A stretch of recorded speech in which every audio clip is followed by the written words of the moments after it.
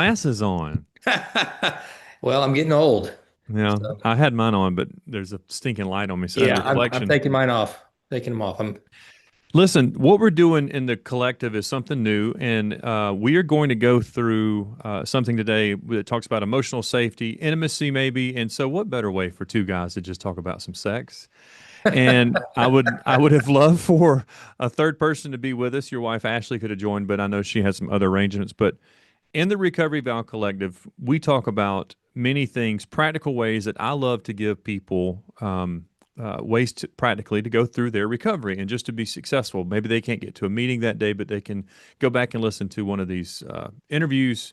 And as a hybrid, we're going to do the collective and go through this content, but then we'll have like some banter back and forth where you and I will have like a podcast at the end of it. So I would love to just dive right in and give everyone a quick recap of the last couple of months. So this is our fifth or sixth installment of the collective. But if I look back at month 3 and 4, we discussed making living amends. And we also discussed managing triggers. Now, if you think about process addiction and substance addiction, you can apply those two things um, to the work that you're doing. So let's say that I was someone, and I am someone in addiction. I'm going to make amends to people in that first year that I've carried in my heart or my mind. If I relapse, that's going to be something I do along the way. And if you're someone that deals with a process addiction, maybe it's a porn addiction, and you came out and you said, "Hey, I've got these issues." You have to make these living amends, and you have to understand what these triggers are so that you can manage them. The people, when we are in addiction or hiding the things that we do, we have to recognize that there will be things that we'll think about in our sobriety or giving those things up that become triggers. But our life had become unmanageable, and now we are learning to manage life in recovery. Um, this month, we're going to be talking about what makes all of that sustainable and through emotional safety and security. So, recovery cannot thrive where safety is missing. And progress collapses when fear dominates the relationship. So let's talk about that for just a second. You are going to make certain parts of your life are going to be different when you walk in recovery. When you walk through your marriage, when you walk through fatherhood, when you walk through being a new employee, these people are going to see a new person kind of unveil themselves, if you will. Emotional safety is going to be mostly at home, with your spouse specifically. I work with people often, and in that first, few months, you've burnt so many bridges that you don't have trust, and emotionally, it's going to be hard for you to connect sexually. Maybe it's through trust. Maybe it's like I said, in the bedroom. It could be they don't even trust you to go to the grocery store because they don't know what you're going to buy and hide from them. So as we go through this, I want you to picture moments. Maybe you put yourself in these situations. I know that I will, and probably still to today. I my wife asked me to turn on, the app where she can see where I'm at all times. Well, at first I'm like, you don't trust me, to know where I'm at. And she said, I don't. She said it's not about that. She said I just want to know like when you're on the way home for dinner and things like that. So emotionally, not only do the people that are in recovery with us deal with it, we as people in recovery deal with it. So let's talk about part one, what emotional safety really is. And we'll spend about 10 minutes on that. And I'd like to read this to you. Emotional safety. And Dave, if you hear something that really pops into your mind with the work that you do, please jump in there. Yeah, well, I'll just say the location thing, that's a big argument for a lot of couples of like, oh no, I don't need to turn that on. And but I think it's wise for every couple to have that, whether you're in recovery or not. I just think living with transparency, and mhm. like Kristen said, it's not even about not trusting, it's about just knowing what's happening with each other, being connected. And plus it does give us an extra layer of accountability and safety, even if something were to happen to you and they could look and see where you were. I just think every couple should have that. Just Yeah. as a quick little side note. Yeah, I agree with that. It took me a while to be on board with it because I hadn't done anything. I was looking at it as a trust issue, not being just a compatible companion, if that makes sense. I was looking at it like Well, I'm not at the pool room. I'm not out drinking beer. You know I'm leaving where I work at and coming home. And she said, "It's again, it's not about that." So it's rebuilding things, even though I've been in recovery for a while now. So what emotional safety really is? Emotional safety really means that you can speak honestly in a conversation just like that. You can admit weakness. So for me, I was admitting that I was unsure of why they were asking that, but then it gives them an opportunity to say, "Well, this is why I was asking that." You can express pain in that. So um, in those times where we're having discussions, and maybe it is a hard conversations need to happen at the right time. I often think that hard conversations, the best time to have that is maybe after sex. I told her, and I know this is very transparent, but after you have sex with your partner, there's a lot of barriers that's been taken down, Yeah. and it Yeah. needs to be a time where it's not like where it's just planned sex. It was like it was organic and things happened. And she asked me about certain things the other day, and I'm like, this was the perfect time for you to ask about that because I wasn't going to get mad about anything. Right. Um, Yeah. Yeah. You're in a blissful state. It's you're it's great. yeah, you are. And people early in recovery, you won't maybe have that in the beginning because you're rebuilding all of this broken trust and these emotional barriers that have been put up, these guardrails that have been put up. And so when you do find the time to have these honest conversations and you can admit weakness, and what I mean by admitting weakness is you can go back to maybe that bridge you burned and talk about that. I wouldn't bring it up at 5 o'clock in the afternoon when you guys are first getting home from work and you got kids or whatever. I wouldn't bring it up when you're paying bills for the month. I would bring it up when you are in a moment together. Maybe it's on a date night. Maybe you did make her laugh about something, or you made him laugh about something.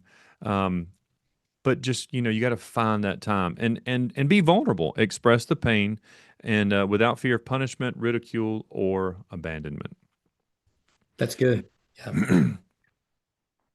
So when safety is present, conversations deepen, accountability strengthen, and intimacy grows. Now, I can't tell you I am not a marriage expert or a sex expert, but what I can tell you is intimacy will grow. I can't tell you how often or what that means for you, but I would say this: married couples, and I hope I don't get this wrong, Dave, you can correct me. I think married couples often sometimes um, plan out sex because of life. Like it could be happening, just in the living room. Hey, let's just go to the bedroom and then we'll come back and watch our show. Maybe I'm wrong, but, and I don't think people count how many times during the week. I don't know. Yeah.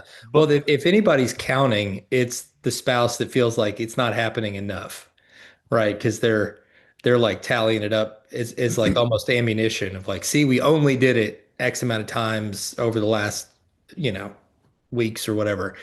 Um, but yeah, in busy seasons though, sometimes it is just grabbing the moment when it comes. It's like, hey, we got 20 minutes before we have to be somewhere. 20 minutes. You want to make the most of this time, or we got 10 minutes, or we've Yeah. got um, we got a little window here, or Yeah.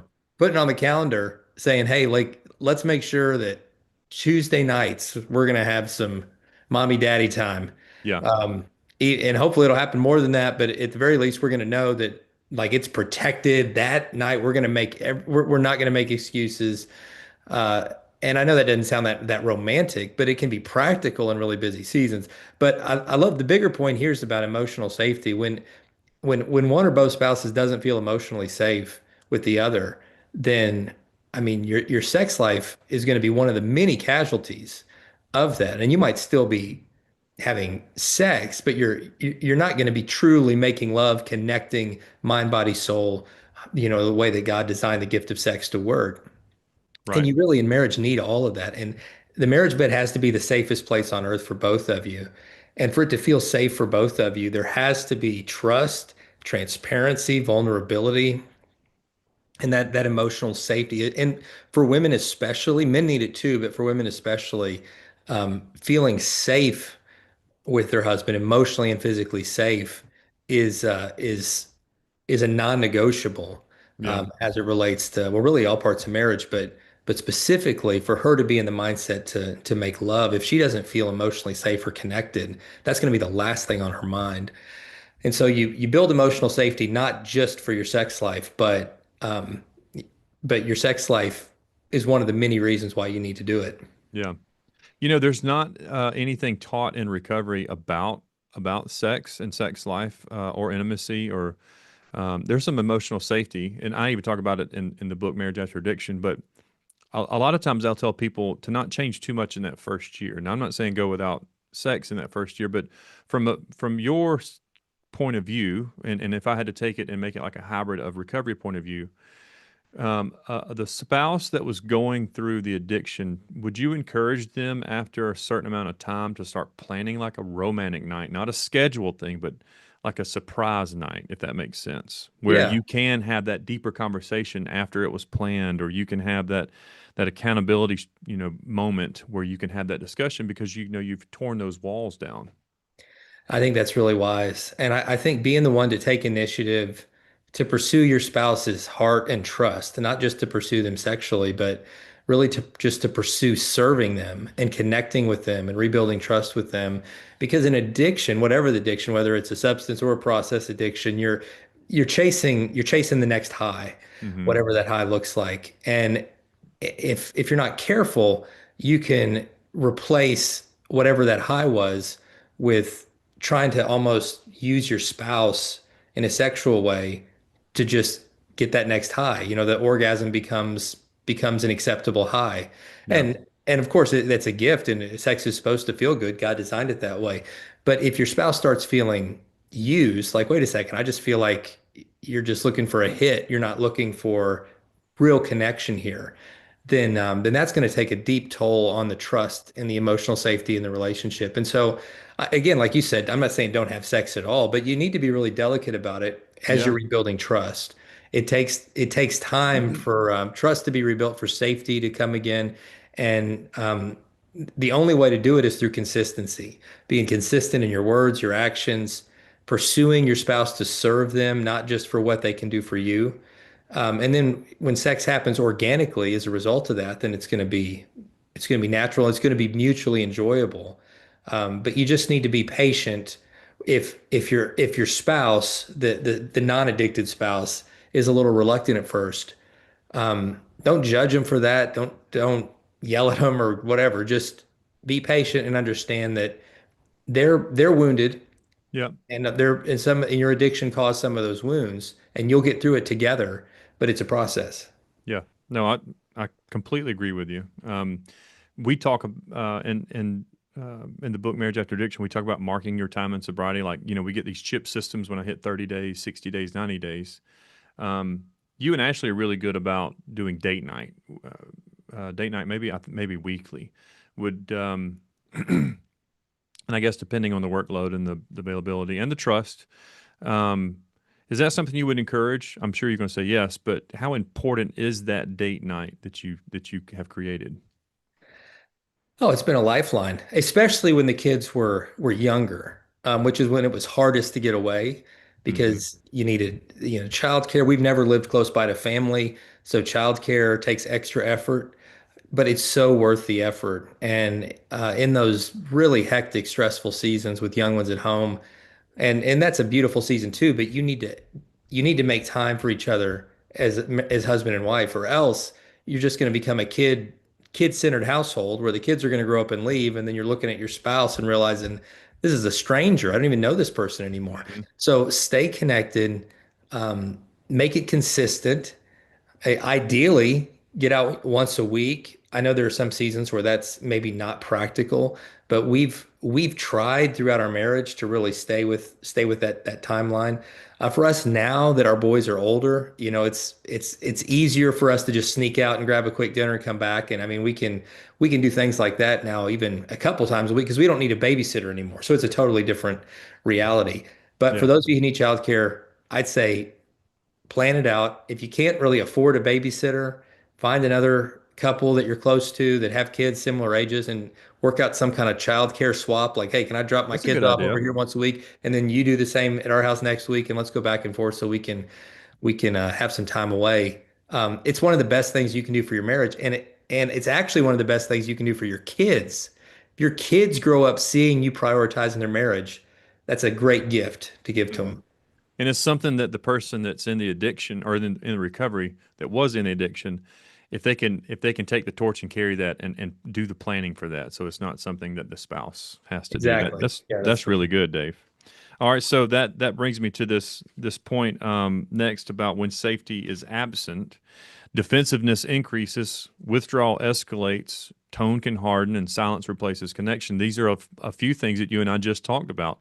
You start looking at this person sitting in the couch next to you or the recliner next to you, and you're like, who is this? It's because it's complete silence now. But through the hard times in that first few months of being in recovery. So if I'm talking about the first 12 months of walking in recovery with your spouse, my goal is that as an individual and as a couple, you find ways to use Recovery Vow, the collective, our network, to be supplemental to go along with what you're doing. So I would say find a program that works for you. Connect with people like Dave and Ashley that can walk with you through certain things. But what that does with these tools that we're trying to give you is it helps you understand you've got to negotiate and control your defensiveness and not let that be a thing. Withdrawal that escalates or pulls away just because you burnt that bridge. They're probably going to be upset with you over a certain amount of time. And I know for me, this is something that I dealt with, and I don't deal with it as much anymore. I don't know where the words come from before they come out here, but the weight of the tone sets the tone in the house sometimes. So the tone of my words doesn't have to be a cuss word. It doesn't have to be. The tone can cut my spouse, and that's just the way she's built in her DNA. And I often say I'm sorry for that more than anything else. But tone matters a ton. Yeah, it really it really does. And a lot of us guys didn't even know we had a tone until we got married, Right. because but you get in a relationship with someone you really care about and you realize, oh man, my tone can be sharp, it can be sarcastic, it can be Yeah. dismissive, it can be a lot of things where I might say something that's technically true, but if I say it with a tone that's disrespectful, then I'm still wrong. It's Mhm. still hurtful. And so I think that's a great point, Eric, is watching our words but also just watching our tone, watching the expression on our face, watching our body language, because all of those communicate, and all of those are factors in our spouse feeling safe around us and loved around us or feeling unsafe. Yeah. I'll use this as an example, and I've told this and used this in many different um, scenarios. I actually use it recently with a guy that works for me. It's an old Bill. When people loved Bill Cosby back in the day in the '90s, I loved the Cosby Show, and it was when Vanessa brought home this guy that she just got married to, Dabness, and Dabness got her this ring and just popped in at dinner and said, I work as a mechanic or a facilities guy at this college where I met her. He's like 12 years older, and Bill Cosby was there, or Cliff Huxtable was there at the dinner table, and he was hearing the story, and Bill or Cliff said, you could be a maintenance man, you could be a banker, you could be the president of whatever, and we would still not like you. And he really got his attention, and he used this statement. He said, "I tell you what, we're eating dinner right now. What did you like about dinner?" He said, "I like the fish sticks. They were pretty good." And he's like, "No, no, no, no, no. Like when you have a dinner, what do you want to eat?" He said, "I like a steak and potatoes and a salad." He's like, "Perfect. Take that steak, that salad, and that potatoes. It looks good. It sounds good. It's going to come across well, maybe." But what she did is she didn't deliver that steak and potatoes, on a plate. She took the garbage can lid and turned it upside down and served it to us like that. That's how she brought you here. And so it kind of goes, I use that a lot with tone. You can be of service and get the job done. You can be the steak and the potatoes and do all these things, but it's how you deliver it. Yeah, that's really good. Yeah, I'll have to send it to you. I'll text it to you. It made me think about Kristen. I mean, I use that a lot, at home. Um, and I'm like, babe, I didn't mean to bring that to you on a trash can lid. I'll bring it better on a plate next time. And it's just accountability. That's good stuff. Um, so we want to keep that. We want to keep the withdrawal from escalating. We want to keep the tone down, and we want to silence. We want silence to not replace our connection. The key teaching point from that is that if your relationship doesn't feel safe, nothing else you build will last. Now that's hard for people to grip, but I just want to read it one more time. If your relationship doesn't feel safe, nothing else you build will last. So you have to create safety in the home. And a lot of times that's the guy's responsibility, whether you're in the recovery or you're the supporting spouse. Our job is to lead our family, go to church, and support our kids, support our wife, and that is something that we have to do. Now, it is vice versa. I think we'll get that back from our spouse. As we move into part two, I want to talk about why emotional safety breaks down. Addiction damages safety through these 4 points: secrecy, unpredictability, emotional vitality, and broken trust. Um, Secrecy was something that I had in my addiction. You wouldn't see where I had the liquor bottles hidden at. They were folded up in my jeans in my closet, or they were under the seats in my car. I even kept one under the car seat in the back. And I had to carry that because I had to balance those lies and never let anybody see inside of this other person that I was when I wasn't around people. What made that secrecy hard is because it also kind of bled over to the unpredictability that I would get defensive if I thought you may catch on to that, or if you didn't understand that, or not understand it, but we're maybe going to find that out. And then that just broke trust. And it's hard to bounce back from that. Secrecy, a lot of love, a lot of things die when they live in secrecy. So just be honest. And I find ways often. Again, I'm not perfect at my marriage, but if I can make my wife laugh, and again, I go back to the tracking on the phone or whatever. I'm not hiding any secrets now, but I feel like that was a test of secrecy. Like you thought I might be doing something, but it really wasn't. It was something totally different. Unpredictability is something I think we'll all face at some point. You're going to have life throw these life curveballs at you, and so I remember Dave telling me this when he did our wedding, and then when I asked him for the 10 things. Um, a good marriage is often one spouse being stronger when the other one's weak, and so unpredictability. We don't need to both be weak at the same time. We need to be strong for the other one. But um, emotionally and broken trust is tough. Once you've broken that trust and you cause this absence of emotional safety, it's going to take time to get trust back. This is not an overnight thing, and it's not going to come from an apology. It's going to come from living amends. Now, I'm speaking from the point of reference from a recovery standpoint, a process addiction, or a sex addiction, or an alcohol or drug addiction.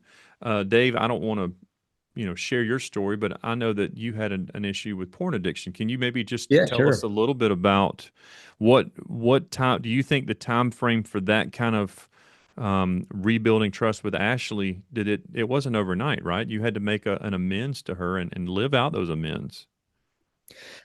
Yeah, I absolutely did. Because I was living with secrecy around that issue that it started when I was a teenager, long before I'd even met Ashley, and it had been an on again, off again addiction that I would fall back into, and just thought that I could beat it on my own, that I didn't need accountability or help or support or community, or that I felt like I could control it. But like step one, I finally realized my life had gotten out of control, and I was really, really in the thick of it fairly early into our marriage.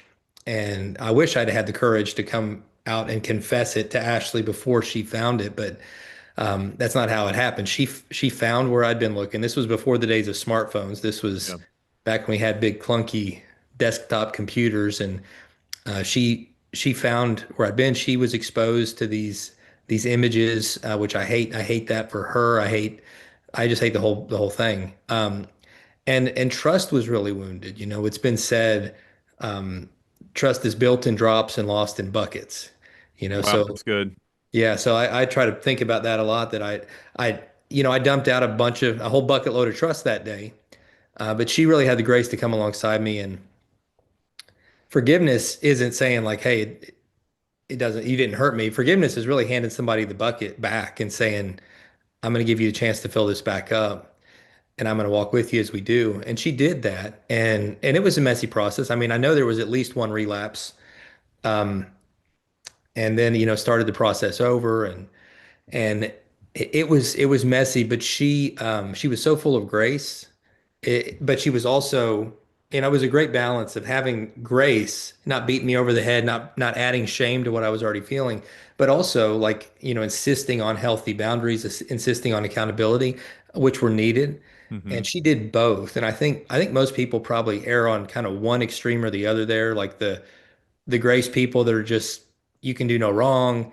There's no accountability. I'm just gonna just you keep doing your thing. And of course, that just leads to enablement. And then the other people where there's no grace, it's just beating you over the head, never letting you forget it, um, checking in on you every 2 minutes. And when there's no grace, then that person feels like I just can't, it's smothering, it's like I can't survive in this. And so finding the balance, and Jesus really is the balance. I mean, when we Hmm. look at the way that he had grace and truth, uh, he just he showed what that looks like, love and justice and all happening at the same time. That's what we all need, whether we're in recovery or not. And that's what she showed me as I was walking out of that addiction. And I'm thankful, so thankful that she responded that way, even though I mean it was still messy. I don't want to sugarcoat it. It was a process. But now we're able to help other couples and other individuals who are Yeah. walking through different forms of sex addiction or pornography issues. And that a lot of people, I mean, a lot Yeah. of people are in that world right now. And so we get to use our experience to help bring hope to others. Just Eric, like, you're doing on a much bigger way, really, with the recovery community specifically, helping through your story. And so for people listening that are maybe still in the thick of whatever their addiction is, just know you're going to get through this. Keep taking those steps. Just listening or watching this today is one more step in the right direction. And one day on the other side, when you've experienced healing and sobriety and all that you're working towards, if you choose, you'll be able to use your story to give help and healing to other people, whether it's somebody you sponsor, or whether it's, on a bigger scale. But your story won't be wasted. No, that's good. And I love that you use the analogy of the bucket. You emptied the bucket. Sometimes I use that, sometimes people's buckets get full before it like overflows and you can only handle so much stress, but it was kind of the opposite here. So you got to Yeah. refill that bucket and it's that one drop at a time. I love that. And so this kind of that analogy leans into this next point. After betrayal or repeated hurt, partners become hyper alert. And so that hyper alertness is those drops that you're trying to get back into that bucket to an extent. Same thing here. Small tone shifts can feel threatening. So how can you change those tone shifts that we talked about and turn those into drops of the restoration in the bucket that you're trying to refill? And conversations become about protection instead of connection. And I don't think that's a drop in the bucket. I think then you're taking cups and if this was a drum, you're actually really filling it in there because Yeah. I think all women want to talk about it. Where we as men, I would say, 90% of the time aren't good at talking. And I'm just maybe speaking for folks in No, recovery. no, I think there's a lot of accuracy, and it's a generalization, but it does hold true most of the time. and Yeah. just in how we're wired up differently Yeah. as men and women. But in those conversations, we are rebuilding this emotional safety that we're talking about today. It's tone shift, conversation, and understanding what is what you did that creates triggers for them, that you're trying to figure out how to balance the triggers that you have too, that you don't have relapses. I don't want relapses to be a part of, walking in sobriety. Sometimes people say that your choice of being sober from whether it's sexual addiction like pornography or whether it's drug and alcohol addiction, really think through, if I click on this tonight or if I drink this tonight, what does tomorrow morning look like? Don't Yeah. do it, Easier Yeah. said than done, but I don't want people to have that. So, Yeah, it's never worth it to go back. It's there's a there's this verse in Proverbs in the Bible that sticks in my head because it uses kind of gross imagery on purpose, and it says, just like a dog returns to lick up its vomit, so a fool repeats their foolish behavior, mhm, and I've been that dog, where for me, like the puke, the gross stuff was the pornography, and I would mhm, stay away from it for a while and realize that that's gross. There's nothing good there. But then I would find myself like an animal returning to it. And when we choose to go back to relapse, it's that's what we're doing. I mean, just yep, the thing that this is vomit that I'm returning to, and I'm not going to feel good about this the next day. That my relationships aren't going to be stronger the next day if I do this. So just trying to keep that perspective, and in terms of like the talking and rebuilding the emotional connection, um, I try to think of it like this. If when trust is broken, it's sort of like when an arm or a leg is broken. When you break an arm or a leg, you have to put a cast on it and you have to temporarily limit your activity, not to punish yourself, but to protect what's been wounded so that it can heal.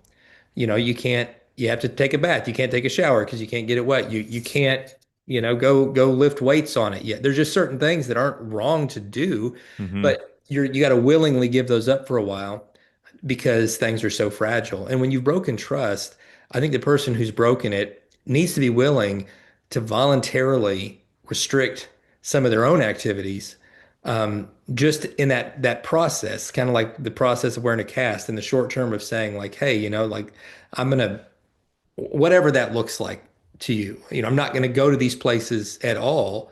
Maybe they're not like bad places to go, but by going there, it could be triggering or temptation could happen, or I'm not gonna get with these certain people, or I'm not gonna, use my phone past a certain time, whatever that looks like.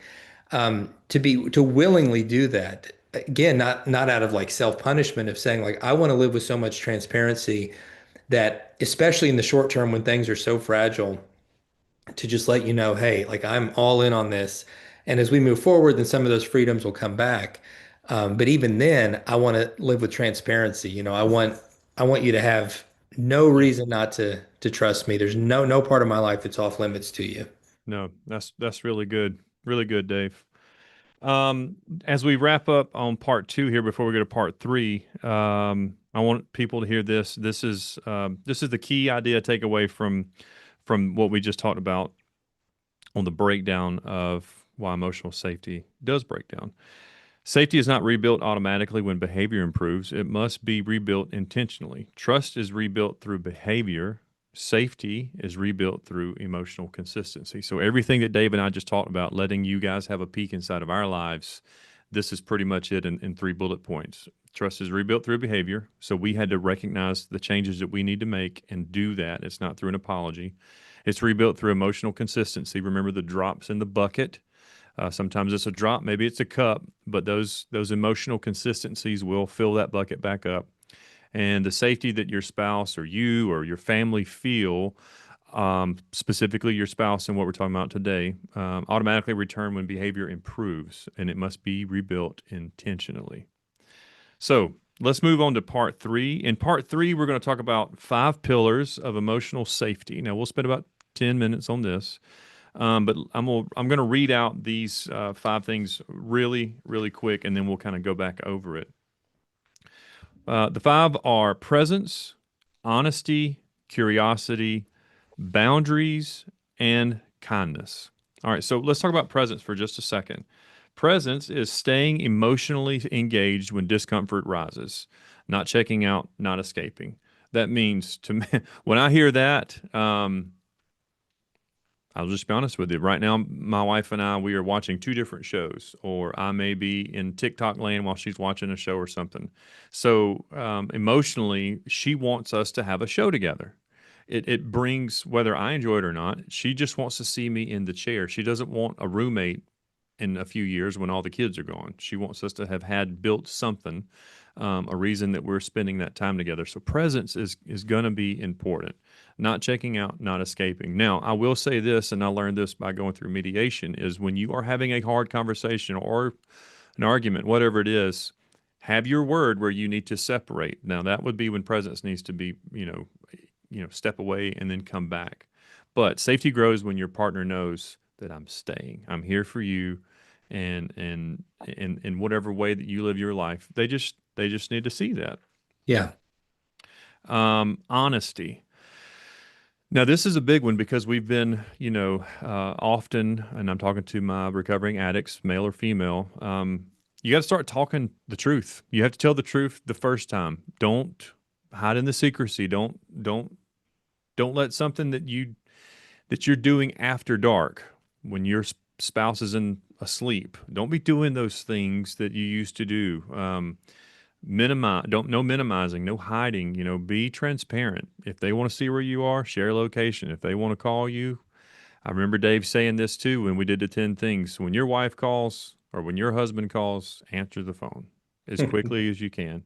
And if I'm giving you, again, this is supplemental, like we want to give you these tools to go along with what you're already doing. But if you're going through a 12-step program and you're on step 10, this is where you would step 10 someone. If you've wronged them, honestly and quickly admit it as soon as you can, because as soon as you get out in front of that, it has nowhere to live. It doesn't have to come back home with you. It doesn't have to, be here or here for the rest of the day. So that honesty goes even deeper than just, telling truth. But that's honesty. Curiosity, asking before assuming, listening before defending, and seeking to understand. Emotional meaning, not just the facts. Okay, so our spouses may define what the expectation is going to be after a conversation, before a conversation. So when you're going into these kind of conversations, you can already maybe have a plan of action for what are you thinking about? What's got you curious about this? Some people may be curious after a relapse, like what is the next month going to look like for us? And it's going to, all this sounds super easy. I realize that as I'm talking, because I keep thinking back to my own home life and I think about what people will deal like in the real world. But you know, curiosity lowers defensiveness, and assumption can escalate. And you know what happens when people assume something? You know the breakdown of that word. Oh yeah, sure. But the curiosity, don't live in the curiosity. I think we could also replace curiosity here with anxiety.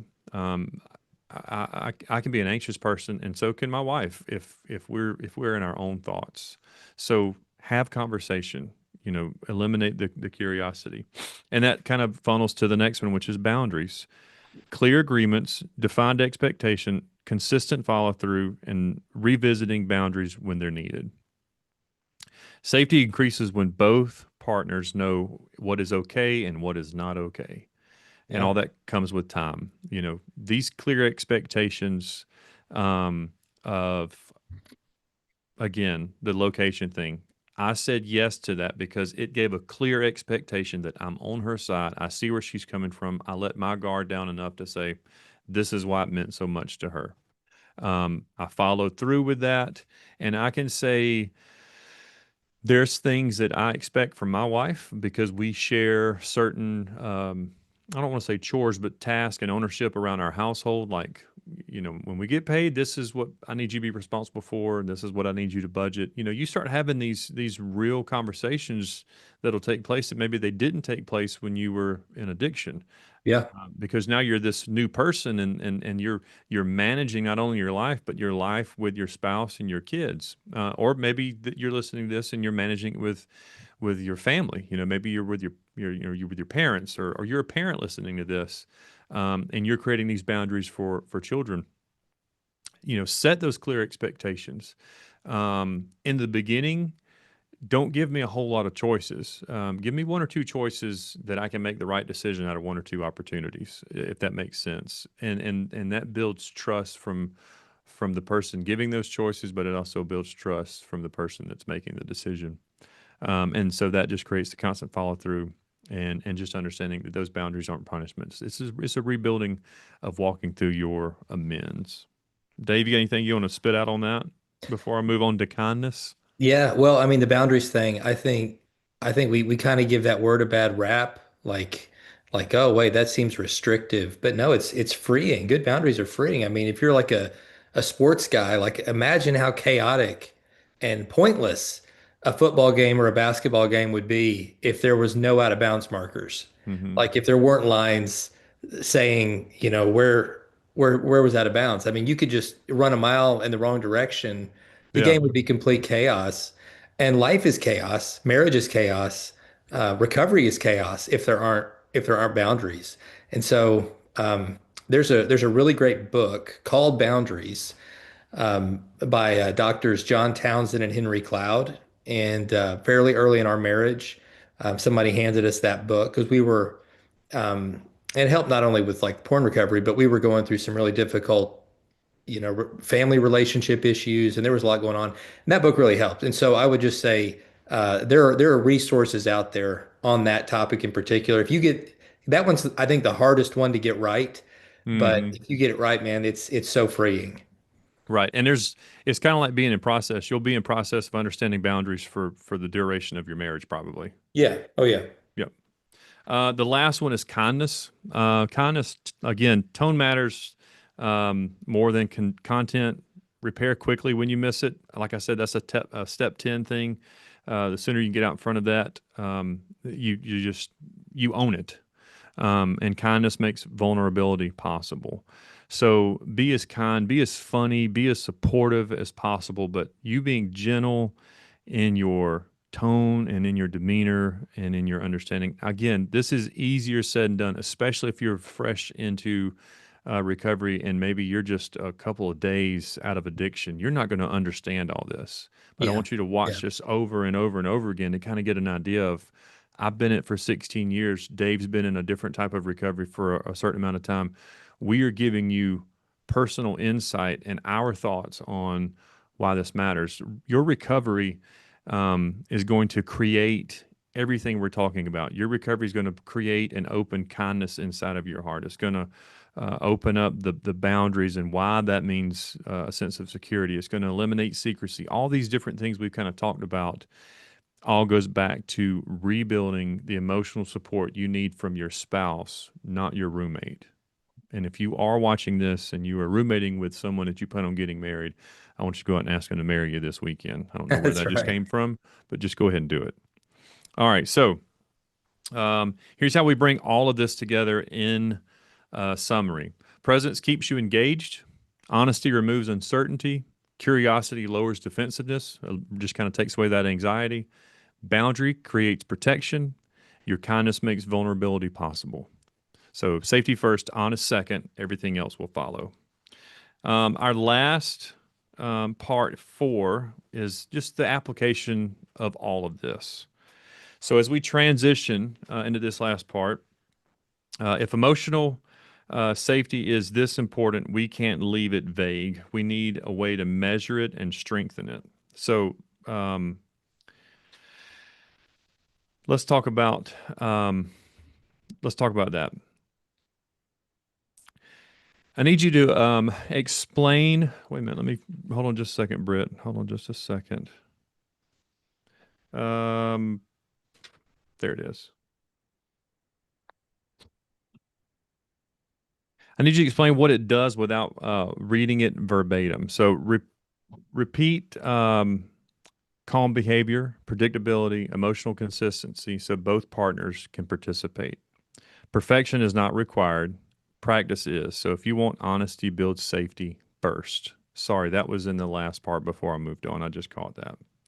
As we move on to this final part, though, um, the emotional safety builder guide can be found here. If you guys will take a look, we will have links to the 5 pillars, and that'll help you identify your weak areas. And there will be quizzes and worksheets in there for you to do that you can practice your structured conversations and ways for you to reset when tension rises. As we do close, though, this is where I missed it. So, Ryan, when you see this, you need to help me out because this part was live. So just edit this out or that part out. Um, but as we close, I want to recap this month. Emotional safety is the foundation of recovery, and it is built through repeated, calm, predictable behavior. It requires both partners' participation, and it grows through small, consistent changes. The core reminder is that people open up where they feel safe. And I know this for Kristen, um, having that conversation after an intimate moment the other day. She was very safe. She knew I was very happy, and we could have a conversation that maybe we wouldn't have had or wouldn't have been a good time at 9 o'clock at night, you know? And so she's guarding my emotional safety as much as she's guarding her own. She's learning to read me, and I'm learning to read her. Um, but as we think back through all of this, I want people that listen to this to download these to download the workshops, to download the quizzes. It's going to be important for you to not score your spouse. It is about taking responsibility for the safety that you bring. This is not, oh, I got 100 on this test and you didn't. These are things for you to sit down and do together. Just like Marriage After Addiction, a workbook that you sit down and one spouse has their own copy and they have their own, you have your own copy, and then you circle back up and you do these certain things together. So your action steps when you do these use these tools. I want you to complete the assessment this week. Go through and actually print that out, or maybe you can do it digitally. But do the assessment this week. Have one structured conversation, and it may need to be planned. Maybe you're so new into this that it needs to be a planned. Like I said, timing is of importance, and tone is too. And then strengthen one pillar intentionally. And I want, just because Dave gave us this advice and idea, if you can get away, I want you to create a date night where maybe you can do this and bring it to the table. You know, a lot of conversation happens over a cup of coffee or a meal. And so maybe you do it in the morning where you get up earlier and you can do it there if you can't create that date night. But I just would highly encourage, I'm going to do this myself because we need more date nights. Create a date night this week. Get a babysitter. Ask, like Dave said, you know, the shared responsibilities of kids about the same age, and figure out a way that you can go and spend time with your spouse and really talk about some of the things we talked about in our past months of the collective, leading up to this month in our collective. Britt, before we close, do you have any? Oh, I'm sorry. Let me go through some reminders. I want you to go back and check out everything inside of the collective from our first, second, third, fourth installment monthly from the different things we talked about. You can use the code 50OFF for 50% off of your first month. And you can message us with your questions and feedback. We do want to hear from you. I want to know from you personally if this is landing well and if you're receiving it, and if is the practicality practical enough for you to use it. And if there are things that you would love for here to me to talk about more, or a different guest you'd like to have me to talk to, please send me anything. I'm so transparent, open, bring it. And then share the collective with a friend. If you have someone that you know needs this and maybe they're early into it and they can't afford it, we are a nonprofit. I would love to make a donation to them and make sure that they get some tools in their hands to help them walk through that. Britt, before I go into like a final conversation with Dave, were there any Q&A questions that we needed to answer? We can answer together maybe. Not today, I don't think. And we're at time, and we have Okay. to honor Dave's time because he's famous. Yes. I'm not. Ashley is, but not me. Well, Dave, I do want to just say you brought a lot to the table today. I think we've got a lot of content we can create a nice podcast from this that we will put out, and that will be out for our listeners to hear for free outside of the collective. But it'll be a way for us to get some folks to join the collective and hear more in detail about what we talked about.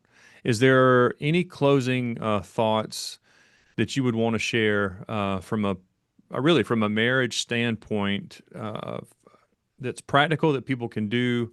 Um, uh, Maybe they're fresh in recovery or they've got years in. What would be 3 points? Give me 3 points as we close.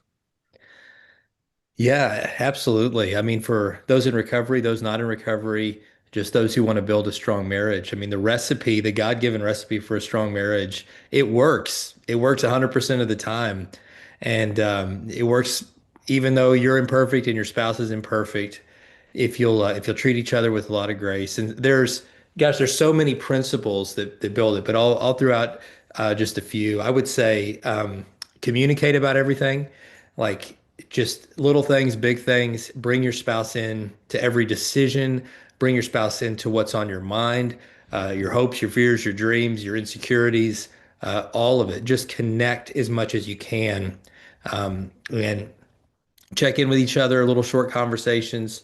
As you're communicating, never have an argument over text message because we talked about tone, we talked about body language, all those things. Anything that's really important, you need to talk about with your spouse face to face, because otherwise things could get lost in translation, Mhm. miscommunicated, and these couples that just type out these page-long text message arguments to each other, trying We're to all guilty of that. yeah.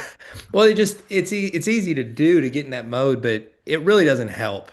No. We found it just doesn't help. So just try to just stop doing that, I guess is one thing. Um, I would say like prioritize fun together. We talk about how marriage can be hard at times and life is hard at times, but even in the midst of it, like our marriage should have joy and playfulness and fun.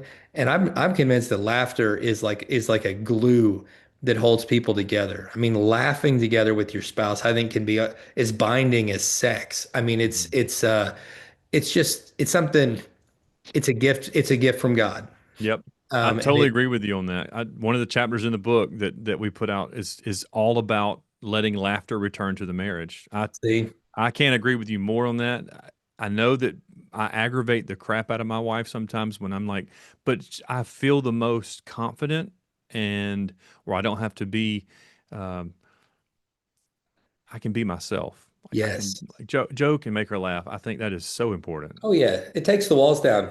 As long as you're not laughing at each other, but with each other. So I'll give Yep. you I'll give you one quick funny story because it's kind of recovery related. And when I was a kid, like 7 years old, they were doing this "Don't Drink and Drive" campaign on TV, but they never specified that they were talking about alcohol. And at 7, I didn't know what alcohol was. I just thought it meant drinking anything and driving. And so I was on this like scout trip, and our scout leader was drinking Sprite the whole time he was driving. And when we got back from the trip, like I told the other leaders that he'd been drinking and driving the whole trip. And it created this whole like inquisition and Yeah. stuff. And until I had to kind of like come testify. And they were like, "You said he was drinking and driving." I'm like, he was drinking Sprite the whole Right. time.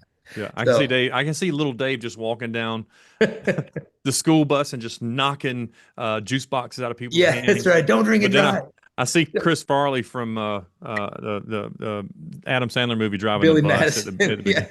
Yeah. Yeah. Just knocking juice boxes out. Like you can't drink and drive. So, but yeah, don't drink and drive. Mhm. But I wish those commercials would have specified that it wasn't referring to all liquid, Yeah. just alcoholic Yeah. beverages. Well, man, hey, I thank you so much for joining us on this call today.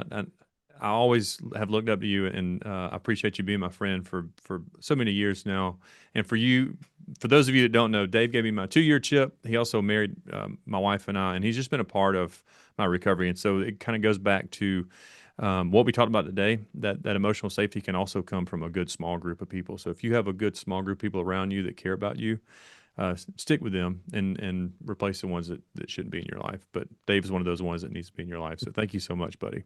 Man, I love you, bro. I'm so proud of what you're doing, and it's an honor to call you a friend. And And for all those listening, guys, support Recovery Vow. This is such a worthwhile organization, and it just by listening, you're part of changing the world. But if you can do more than that, if you can actually support it in some way, it's going to have a multiplying effect. You're going to help a lot of people. Thank you so much, buddy. And